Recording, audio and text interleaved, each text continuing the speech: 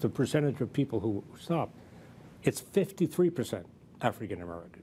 So really, African Americans are being understopped in relation to the percentage of people being described as being the perpetrators of violent crime. The stark reality is that crime happens in communities of color. They are being disproportionately victimized. That was on Nightline last night, where you saw the police commissioner, Ray Kelly, saying that African Americans are being understopped. Meanwhile, earlier this week, Mayor Bloomberg, he offered a similar full-throated defense of the policy of stop and frisk. That's the reason we need it, to deter people from carrying guns. We are the first preventers. They seem to believe that the department should be run according to the standards of political correctness, not public safety. As many viewers at home know, Dominic's been covering the trial extensively in Lower Manhattan. When you hear the mayor and then you hear the police commissioner last night say what they say, what's your reaction? I almost don't know what to say. Complete nonsense. A couple of things. If the mayor's daughters, he has two daughters, if his daughters were stopped and frisked, you think that policy would continue? Yes. No, it wouldn't. It would end that same night. No. Number one. Number two, sometimes officials will say something and you let the facts come out later. That's what Ray Kelly did on the national interview. It's ridiculous, the argument that he's making. I mean, if you say, I'm more in tune with the mayor going after the New York Times the way he did, saying, listen, this black young man was killed, and the paper that prints all the news that fits the print, how come his murder was not mentioned? Because I know for a fact in certain newsrooms, when kids of color are killed, a dog's life has more value. And like the mayor himself said, let a kid from Park Avenue be murdered, or from a high-profile private school, that's front page news. Now, part of it is the fault of my people, of African Americans, of black men, because we devalue life, frankly, so much that we have no one else to blame but ourselves for being in this position, for robbing old ladies and doing some of the things that some of us do. Not all of us, that some of us do.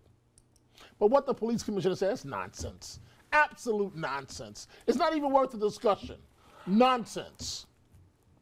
You heard what he said? I mean, look, and I'll say this one more time, okay?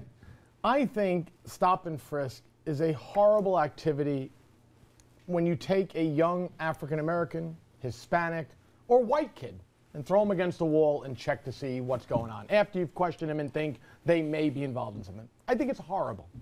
However, the streets of New York are now safe.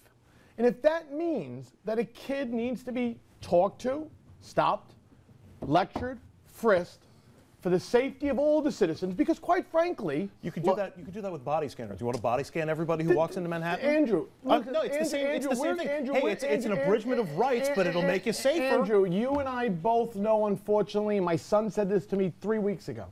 We're heading down the road where we're going to have drones flying over our city, looking for chemical weapons, et cetera, et cetera. That's the world we're heading to. We have cameras everywhere, et cetera, et cetera. The bottom line is that the city of New York, at a time when you and I, we all remember it, you couldn't walk down 42nd Street. Yeah, and now look, true. And at the end of all of this, and I'm sad that kids are thrown against walls. I don't like that. My kid, I wouldn't like it, but I would understand. The fact is that those same communities are safer. Housing in places like Harlem, that in the mid-'70s, nobody would go there. You have thriving businesses. Property values are through the roof. Well, again, all because again, then why not body scan everybody going into those neighborhoods? Why not have identity cards that have to be shown when you enter one of those neighborhoods? We can't get a voting card, Andrew. So at some point, maybe we'll come to realize there's a better way to do it. But for the time being, I don't like it. But it works, and that's what matters. You're talking about so in other words, our lives are not black kids' lives are not the same value as everybody else. And because it's the black people that are committing the crime, because it's the black people that are committing the crime, let's risk them all. But Dominic, you understand that there's a practical way you have to do things here. As Andrew said, you can't scan everybody. Just as important as the practical, But the bottom line is you how want to you have get young there white matters. women, How you do it Can I matters. ask you Who's something? committing the crime? Can I ask you a question? Are young 21-year-old white girls? But can I committing the ask you a crime? question? Of course you can. Tom Doherty has a heart of gold. We all know that. I'd say bronze, but go ahead. Bronze, okay. But, and this is a real situation. My son has epilepsy. Right. What do I say to my son when this actually happened? Right. Never been involved with the police in his life. And he says, Daddy, the police officers today made me get spread eagle on the floor. Right. And when they realized I didn't do anything, this really happened. Right. They let me go. Okay. As a father, how do you think I felt? I think you feel terrible if it was my son. And then when I got to the police station, nobody knew anything. Okay, but because they knew a lawyer was coming right after me. Mr. Carter, I had nothing to do with this. No, I wasn't the one that did it. I didn't do it. Dominic, but what happens to the poor black child that doesn't have a father to advocate on their behalf? Dominic, listen. And his jeans may be hanging off his backside. Dominic, when the crime rate... Heart of gold. He doesn't believe this. But no, this is just a talking point. Dominic, He doesn't believe this. It's not a talking point, Dominic. He doesn't believe Dominic, listen. He doesn't believe if I had the same outrage by individuals, when I couldn't walk down the streets of New York, when I got mugged by 14 people walking down 42nd Street when I was 15 years of age, I didn't see you or anybody else in the African-American community. I'd have been there for you, brother. Okay, but nobody like Al Sharpton was running down to say, this poor kid just got mugged by 15 African-American kids. You know, we got to protect his rear end. But therein lies the problem. We're trying to save everybody here. Because being honest, and who's killing everybody? For the first time in my life, I went to get gas the other day, and I saw 4 black youngsters behind me, and I was like, wait a minute. And Jesse Jackson was in the said middle the of the same night, and I had to think twice about it. The biggest problem with the stop and frisk, I think there's 3 issues. One is I think privately people will say one thing, but maybe vote another way. It's going to come up. We're going to learn about this in the mayoral race. I'm fascinated to see what the people of New York City, as blue as you can get, are really going to say down deep. Joe Lhota made it clear. If he's mayor, he's going to keep the policy in place. I'll be curious what the vote will be, especially if the opponent's the other way. The other 2 things are, de facto, whether you're saying it or not, depending on your zip code, you're going to go through a different kind of policing. Maybe that's okay, maybe it's not. And finally, you're saying because of this, we're safer. You might be right. You might not be right.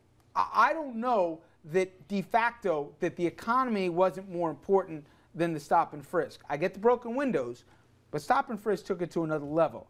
I don't know how we're going to find out, but the argument that you can't be safe without the policy, I think it's assumed some facts and evidence. You might be right, but you also might be wrong. Anyway, we're going to find this. And Dominic, one last point here. It's going to go to closing arguments maybe as early as next week, right? Right. Well, around May 10th, the judge said she wanted the case to be wrapped up. The city's now presenting its side of the argument. She's made it clear she doesn't like the policy. Yep. A federal judge. Okay. Take me and you Judge out of it. Steinman, right? Heart of gold. Yes. Heart of gold. She's a judge. It's not her opinion. Bronze? Yeah. Bronze? Silver. Silver. Silver. Up next, Mayor of New York, hottest job around, Malcolm Smith.